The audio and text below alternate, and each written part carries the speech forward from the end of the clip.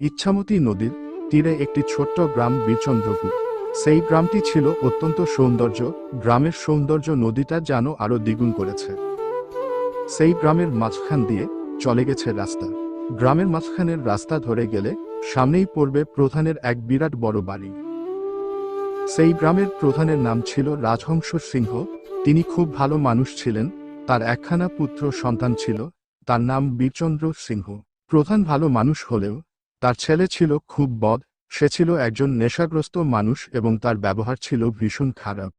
গ্রামের মানুষজন ছিল অত্যন্ত ভালো, তারা বেশ সুখে শান্তিতে বসবাস করত। গ্রামে প্রবেশ করার একটাই মাত্র পথ, সেই পথের ধারে রয়েছে এক বিরাট বটগাছ। গ্রামের মানুষদের জীবন ভালোই কাটছিল, কিন্তু সবকিছু পাল্টে যায় এক রাতের পর।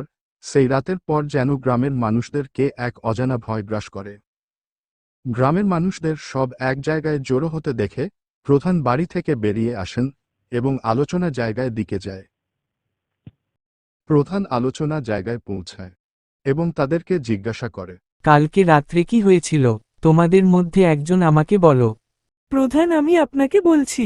গ্রামবাসীর কথা অনুসারে আজকে আমার বাড়ি যেতে অনেক অনেক রাত্রি হয়ে গেছে, আমাকে আরো তাড়াতাড়ি আসা উচিত ছিল।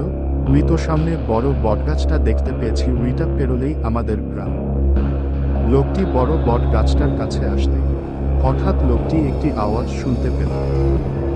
সে ভয়ে ভয়ে বলল, কে তুমি, এত রাতে কি করছো এখানে? তখনই আরও একটি শব্দ, তার সঙ্গে বট গাছের পেছনে থেকে বেরিয়ে গেল এক ভয়ঙ্কর চেহারায় এক ছেলে। ওরে বাবা গো, এ তো দেখছি ভূত! পালাও পালাও, এখান থেকে পালাও। সে দৌড়াতে দৌড়াতে গ্রামের সামনে আসে এবং অজ্ঞান হয়ে পড়ে যায়। লোকজন সকালবেলায় তাকে দেখতে পায় এবং তাকে তার বাড়িতে পৌঁছে দেয়। তার জ্ঞান ফিরে সে সব কথা সবাইকে জানায়, কালকে রাত্রে যা তার সাথে ঘটেছিল। কথা শুনে গ্রামবাসী চিন্তিত হয়ে পড়ে এবং প্রধানের কাছে আসে। সবকিছু শুনে আমি যা বুঝতে পারলাম, আমাদের গ্রামে একটি বড় বিপদ নেমে এসেছে। এই বিপদ থেকে উদ্ধার হওয়ার পথ আমাদেরকে খুঁজতে হবে, আমি দেখছি কি করতে পারি। প্রধান উই কথা বলে উইখান থেকে চলে গেলে উই প্রথম ঘটনার পর যেন গ্রামে এক অন্ধকার ছায়া নেমে আসে। উই পথ দিয়ে রাত্রিবেলায় যেই যেত তাকেই উই ছেলের ভূত ভয় দেখাত এবং লোকগুলি সেখানে থেকে ভয় পেয়ে পালিয়ে যেত। উই ছেলের ভূতের কারণে গ্রামবাসী রাত্রি হয়ে গেলে গ্রামে আর প্রবেশ করত না, কারণ উই পথে চলত শুধু ভূতের রাজত্ব। এইসব ঘটনা ফলে প্রধান খুব চিন্তিত হয়ে পড়ে। সে ভাবতে থাকে যে সে তার গ্রামকে সে কিভাবে এই ভূতের কবল থেকে মুক্ত করবে। মালিক, আমি একটি সাধু বাবার কথা জানি। সে আমাদের এই বিপদ থেকে মুক্ত করতে পারে। সে জঙ্গলে থাকে, আমরা ওনার কাছে যেতে পারি।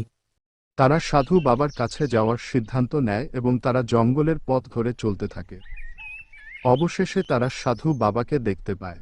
সব কথা তারা সাধু বাবাকে বলে, তাদের গ্রামে কি কি ঘটেছে সব কথা শুনে সাধু বাবা বলে, এই সমস্যা খুব গুরুতর, এই সমস্যা থেকে আমি তোদেরকে মুক্ত করার চেষ্টা করব, আমাকে সেই জায়গায় নিয়ে চলো যেখানে সে দেখা দেয়। তারা তিনজন মিলে গ্রামে প্রবেশপথে বটগাছটার কাছে রওনা দেয়। তারা তিনজন ওইখানে পৌঁছে যায় এবং সাধু বাবা তার মন্ত্র পড়তে থাকে। সাধু বাবা তার মন্ত্র বলে সেই ভূত থেকে সামনে নিয়ে আসে। সাধু বাবা তাকে জিজ্ঞাসা করে, তুই এদেরকে জ্বালাতন করছিস কেন? এই নিরীহ গ্রামবাসীরা তোর কি ক্ষতি করেছে? ওদেরকে আমি ছাড়ব না, এরা আমাকে মেরে ফেলেছে। তোর সাথে কি ঘটেছে আমাকে বল। সাধু বাবা এই কথা ভূতকে বলল এবং ভূত বলতে শুরু করবে ভূতের ভাষায়, আমি পাশের গ্রামে থাকি, একদিন এই গ্রামে কাজের সন্ধানে আসছিলাম। আমি যখন এই বড় বটগাছটার পাশ দিয়ে যাচ্ছিলাম তখন দেখি প্রধানের ছেলে এই গাছের তলায় দাঁড়িয়ে নেশা করছিল।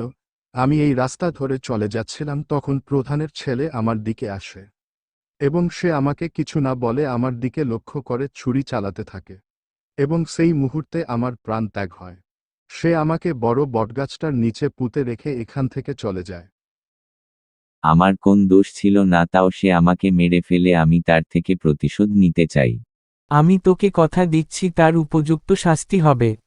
এই বলে ওইখান থেকে তারা চলে যায়।